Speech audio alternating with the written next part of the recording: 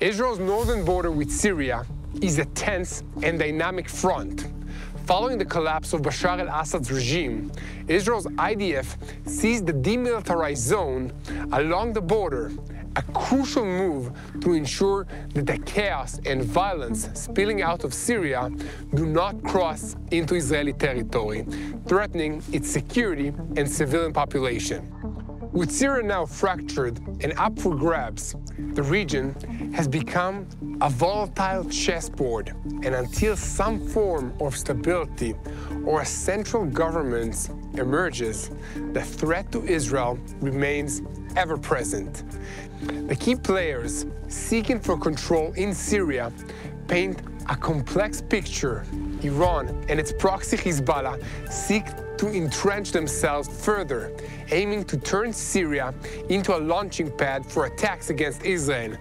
Meanwhile, Abu Muhammad al-Julani and his rebel faction, HTS, formerly tied to Al-Qaeda, are presenting ideals for central governments, but can he be trusted? Remnants of Assad's loyalists, though weakened, still cling to Damascus, while Kurdish forces aim to establish an autonomous region in northeastern Syria, and Turkey continues to push to dominate northern Syria under the guise of broader security. For Israel, the stakes are immense. Each of these factions pose unique challenges and threats.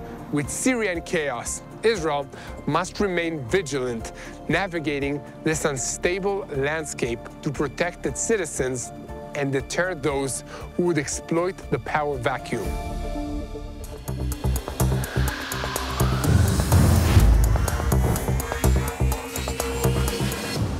I'm Yair Pinto, and today we're traveling up to the border with Syria. We're going to try to get as close as possible to the buffer zone, explore this complex situation, and learn about all the players involved. And before we dive deeper, don't forget to like, subscribe, and share. The more people know what's happening in Israel, but truly, the better and safer Israel is.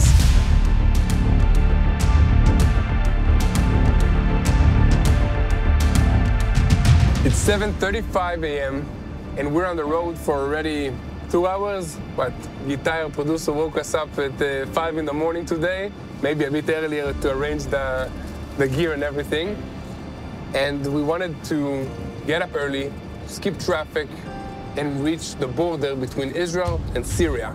I grew up learning about the Syrian regime, their tanks, their strategy, how they prepare to defend Damascus against Israel, and how they plan on attacking Israel, either through proxies or directly. What's happening now in Syria is just, unimaginable. To understand what's happening, we need to understand the players that are operating in that country, or what's left of it. So I'll start with the Assad regime. In the past more than 10 years of the civil war, the Assad regime has been shrinking and its power diminishing. And after this recent revolt against them, they are in control of only a small part of Damascus with the backing of the Russians. Okay, Assad and his family are now in Moscow under the protection of the Russians and Putin. Up until now, the Iranians were backing Assad financially and also with weapons, training, and influence. And since Israel's campaign against Hezbollah, the Iranian influence in Syria has collapsed completely. I think it also goes together with the Israeli airstrikes against the Iranian installations, weapon manufacturing facilities, and the command positions in Syria. So who's filling this void now? Okay, and these are the rebels. Used to be backed by Al-Qaeda and ISIS, but now are rebranded as the HTS, rebel groups that are calling themselves freedom fighters under al-Julani. Let me tell you just a little bit about al-Julani. Al-Julani was a member of Al-Qaeda not long ago. He had a bounty on his head by the United States of $10 million. This bounty was recently removed because he's working hard to become a friendly face to the West and to the United States. And he's also changing his look. You know, sometimes he looks like Zelensky, the president of Ukraine. Sometimes he looks like a businessman wearing suits. He's really trying to brand himself as a leader that the West can deal with and as a good candidate to unite Syria. He also promised that all the minorities in the Syrian country will not be harmed by his new rule as the leader of Syria. We'll see what happens with that, okay? On top of that, in Syria, you have the Kurds, okay? The Kurds want autonomy. They are controlling the northeastern part of Syria, which is something that Turkey is opposing strongly. So Turkey is funding and supporting militias in Syria to fight against the Kurds, and also has presence of military forces on the border with Syria. And guys, do you remember ISIS, the Islamic State of Syria and Iraq? They're still alive. They're just a bit smaller than what they used to be, but they're also trying to re-emerge inside this broken country of Syria. But it doesn't look like they're gonna gain too much momentum because all these other groups are much stronger. When the Assad regime collapsed, the IDF took over all the strategic points in Syria, taking over the Hermon mountain, which is on the Syrian side, because the forces of Assad just abandoned their positions. On top of that, the IDF carried out more than 80 airstrikes in one day to destroy all weapon manufacturing facilities, all military bases and chemical weapons facilities that used to belong to the Assad regime in order for them not to fall into the hands of any terrorists, if it's the Al-Qaeda, formerly Al-Qaeda linked group HTS, or any other group in Syria, that some of them already published videos declaring that they're coming to conquer Jerusalem next. Just remember, it's always about Jerusalem and always about Israel. And as we're talking, we're receiving new reports that every day the IDF is capturing more grounds in Syria, and at the moment our forces are 25 kilometers away from the capital of Syria, Damascus. Okay, this means that the Israeli forces are taking key positions in Syria to make sure that they are able to defend the country of Israel. This is new because in the past we always responded to aggressions against us. And this time, the IDF is taking the initiative and actually taking grounds in Syria to defend the Jewish state. Can someone please wake up Tim, our camera guy? A war zone in the Gaza Strip being under fire by Hamas terrorists. You don't have time to sit and drink your coffee and wake up in the morning and get ready for the day and prepare. So sometimes I woke up at 2 in the morning after an hour and a half of sleep, and you need to wake up immediately and do your job and do it to perfection or people die. You literally have your life on the line. You don't know what corner you turn and somebody's got a gun pointed at you.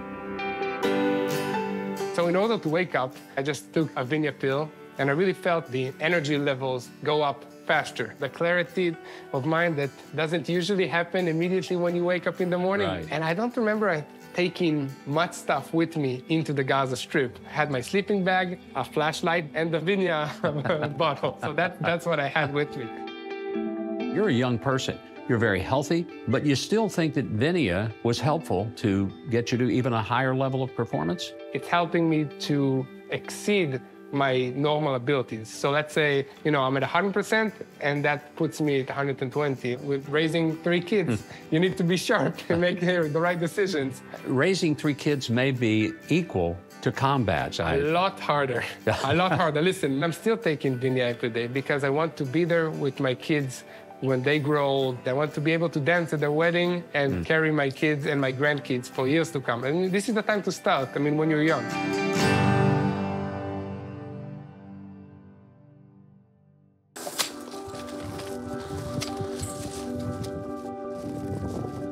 We just arrived here to the Golan-Israel border. Just take a look at this amazing view, guys.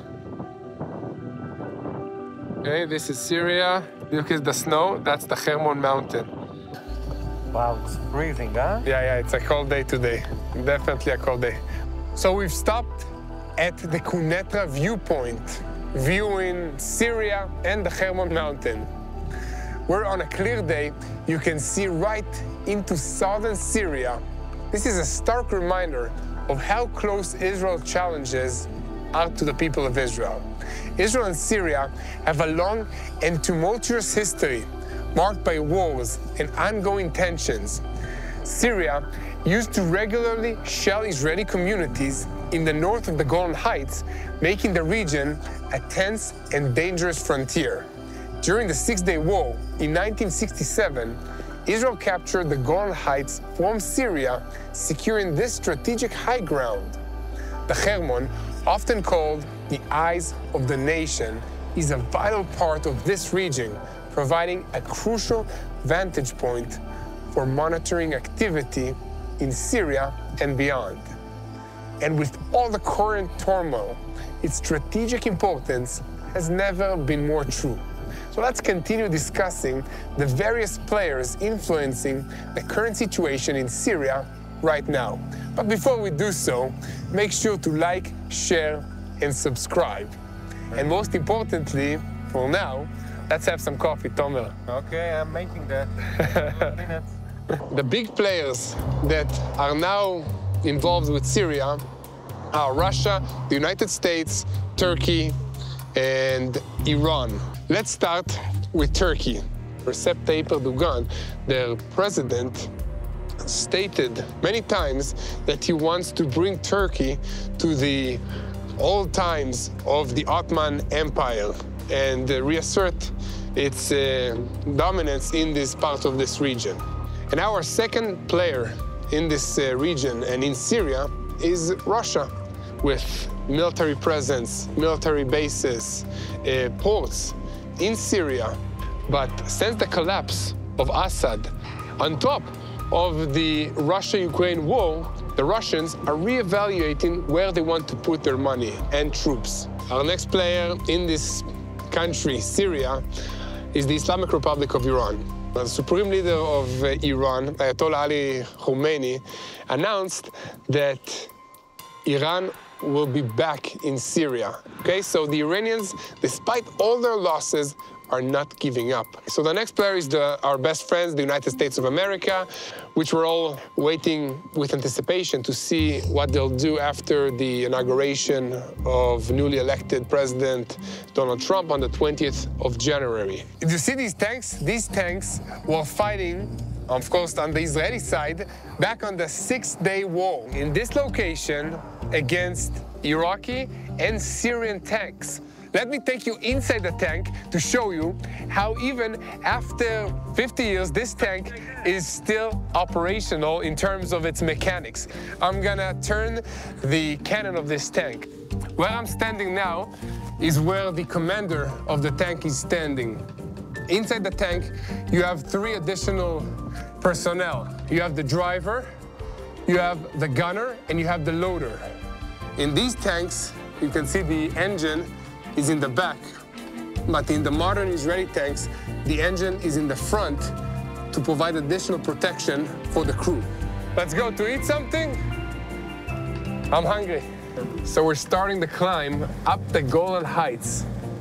And as you can see, we're starting to see signs of minefields that were left here from previous wars that Israel fought in this area. Now that we've broken down the current players and the scenarios in Syria, the big question is, what outcome would be best for Israel? The most favorable outcome would be a fragmented Syria with localized power centers. And why? Because it keeps any signal adversary, like Iran or a hostile centralized regime, from taking over the country. This division allows Israel to secure its borders and address threats surgically through targeted interventions rather than facing a unified, well-equipped army. In this fragmented scenario, Israel's priorities are clear. First, keep a close lid on Iranian and Hezbollah activity in Syria. They can't be allowed to turn Syria into a launching pad for attacks on Israel. Second, strengthen ties with allies like the United States to maintain regional stability. And finally, find ways to engage pragmatically with local players like the Kurdish forces or even groups like HTS under El-Julani, provided, of course, that they show that they can be trusted to de-escalate tensions along the border. In this chaotic landscape, Israel doesn't need Syria to be perfect.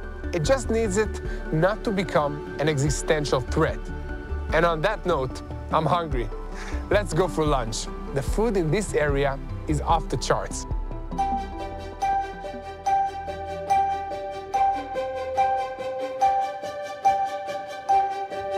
We are in Marom Golan, Bokrim restaurant. It's a steakhouse. I live in the Golan. I was basically born and raised here. How was it when rockets were flown from Syria, Yes. from Lebanon? I can say that we didn't have much life. There was no jobs here. You can't really do anything because of the constant rocket, and we have casualties and stuff both sides. But this is war. We are strong people. We can handle it. So we handled it. I can say in the last 3 weeks, we had like an influx of tourism in here. The life is normal, like you see, everything is okay. Hopefully there's gonna be peace, only peace. I love the optimism. Yes, we need to wake up in the morning and be optimistic. Well, thank you so much for sharing. Thank you for making us some amazing hamburgers. We're very excited. It's time to eat. Look at this amazing hamburger. And as you heard, tourism is coming back. We believe in peace. We believe that God can make that happen, even in this region, with all these enemies and terrorist groups around us. So what can we do now, okay? What we can do is pray for the situation. Pray for Israel. Pray for the Syrian people. Pray for the people of Lebanon, for the Iranian people, for all of them to receive God in their hearts and keep praying for the peace of Jerusalem.